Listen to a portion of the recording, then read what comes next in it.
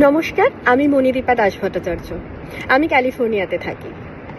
আপনারা কি জানেন আমেরিকার দুটি সীমান্ত টেক্সাস এবং মেক্সিকো বর্ডারে প্রতিদিন অবাধে চলে মানুষ পাচারের মতো ঘটনা। মানুষ পাচার কথাটার মধ্যেই লুকিয়ে আছে এক গভীর ষড়যন্ত্র। বাংলাদেশের এক বিখ্যাত tycoon, business tycoon Mansur Ahmed, তাকে তার নিজের দেশে এক গভীর অর্থনৈতিক এবং রাজনৈতিক ষড়যন্ত্রের শিকারে পাড়ি দিতে হয়েছে আমেরিকার উদ্দেশ্যে অবৈধ পথে। এই অবৈধ পথটি আসলে কি, কোথা থেকে শুরু হয়? প্রায় 12টি দেশের সীমান্ত পেরিয়ে প্রবেশ করতে হয় আমেরিকাতে। এই যাত্রাপথটি নিছকই একটি যাত্রাপথ নয়।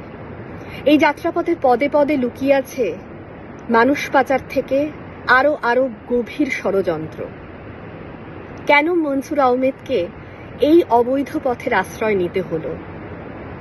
সে কি আর কোনোদিন ফিরে যেতে পারবে তার নিজের দেশে, নাকি কৃষ্ণগহ্বরের মতো কোনো গহীন অন্ধকার তাকে টেনে নিয়ে যাবে অতলে?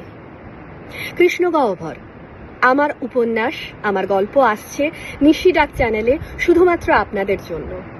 আপনারা শুনবেন এবং জানাবেন এই গল্পটি আপনাদের কেমন লাগলো। ধন্যবাদ।